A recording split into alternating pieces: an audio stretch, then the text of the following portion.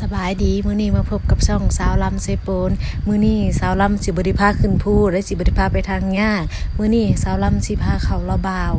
ไปเวียดจนเช้าสิไปเบิ่งว่าบ้านเขาเจ้าเป็นจังไดตลาดเขาเจ้าเป็นจังไดเอ้ามาตอนนี้ก็ฮอดเวียดแล้วได้ไวอะลีเนาะ ตอนนี้เป็นตอนเที่ยงสิพากันไปกินข้าวแต่บ่ฮู้ว่าเอื้อยเพิ่นสิพาไปกินห้านใดเพราะว่าสาวลำก็บ่เคยมากินข้าวอยู่เวียดจักเทื่อหันนะแต่ว่ามื้อนี้เอื้อยเพิ่นสิเลี้ยงสิจะแจมเอื้อย ตอนนี้ก็มาฮอดร้านอาหารแล้วพวกเฮามากินอยู่ร้านอาหารแฮปปี้และสาวลำก็สิมาเรียบเลาะเบิ่งหน้าร้านเพิ่นก่อนว่าบ้านเพิ่นเป็นจังไดลักษณะเป็นแบบใดย่างเลาะเบิ่งก่อนอันนี้เป็นบ้านของเพิ่นแต่ว่ามานำกันมื้อนี้ทั้งหมดเป็น5คนแล้วก็ไปเบิ่งนำกันเลยว่าเอื้อยเพิ่นสิสั่งอาหารแบบใดแน่ไปอยู่ไสเด้ตอนนี้นะพอไสแล้วมาเบียดแล้วพอเบียดแล้วบ่มาแบกกินข้าวเมาแล้ว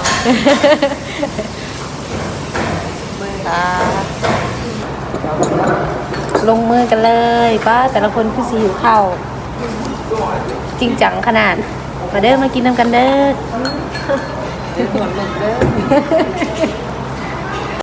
เมนูทำอิฐกะสิมีข้าวผัดทะเลตามมาเมนูที่2ก็คือผัดกุ้งน้ำปลายังได้อันนะคะปลาหมึกแซ่บบ่อร่อยเมนูที่3ก็คือทอดปลาหมึกกรอบนอกนุ่มในแซ่บจำกับมายองเนสโคตรแซ่บเหรออร่อยมากเลยเมนูที่3ก็คือผัดหอยหลอดแซ่บเผ็ดอยากกินไหมเนื้อใหญ่กุ้งใหญ่เมนูสุดท้ายกับผัดกุ้งกระเทียมรายการยำแมงกะพรุนแซ่บวันนี้กินอิ่มเดี๋ยวพากันเมื่อได้วันนี้เป็นเราตลาดต่อเนาะ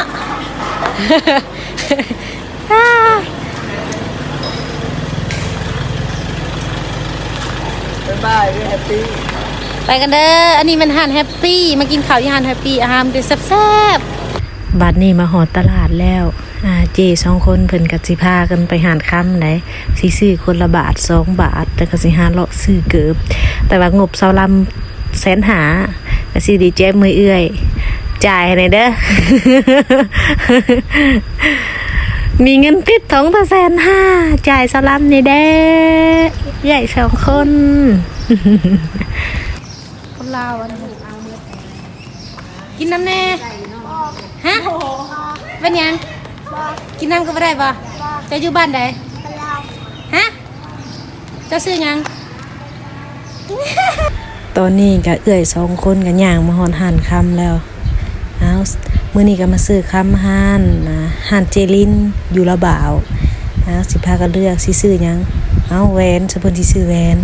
เอาลมกันในลมเจ้าสิเอาจักบาทว่าซั่นก็สิเอาบาทนึงเด้อว่ะ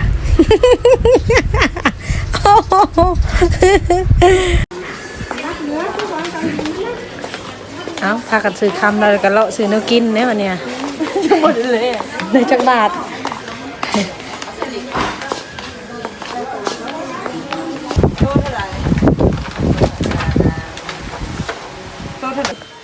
ว้าได้พัดลมใหม่แดงเสียพัดลม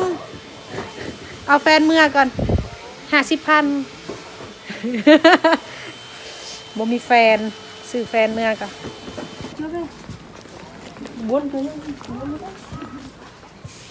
เราซื้อเกิบอยู่เวียดอยู่ละบ้าแต่มันยังบ่มีคู่ที่ว่าถึกใจแต่ว่าเกิบมีแต่คู่งามๆแต่ว่าราคาค่อนข้างอยากสูง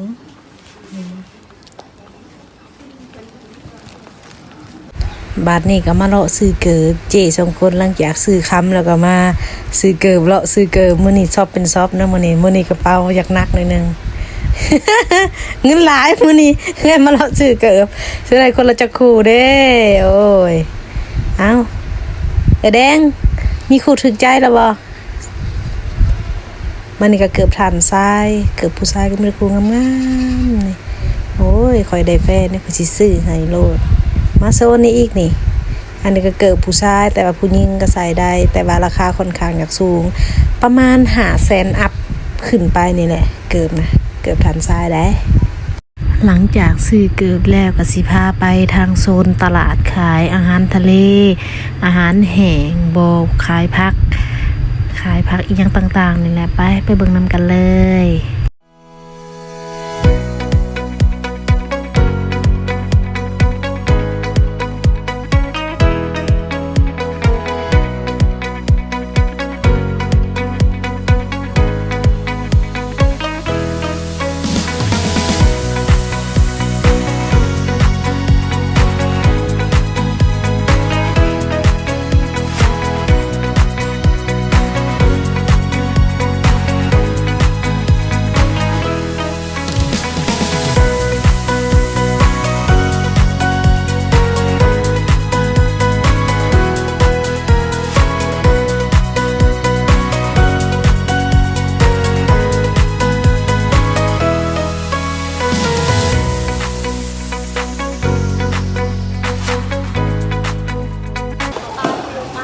กล่องเท่าไรก็บันหลอกนะ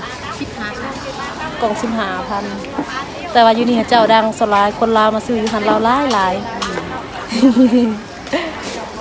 แม่น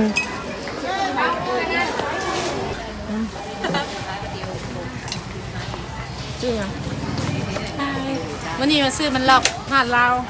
หันดังคนลาวมักมาซื้อหันเราหลาย แซ่บบ่ แซ่บนกโผล่เลยรีวิวอะไร10,000รีวิวดูน้ำหวานเนาะ น้ำหวาน แซ่บบ่แซ่บ จะเป็นถั่วบ่เลี้ยงถั่วบ่ ตื่นเลยร้านนี่เด้อเลยค่ะ ละลายนี่ กล่องเท่าไรก็ กองชิป 4,000 กีบ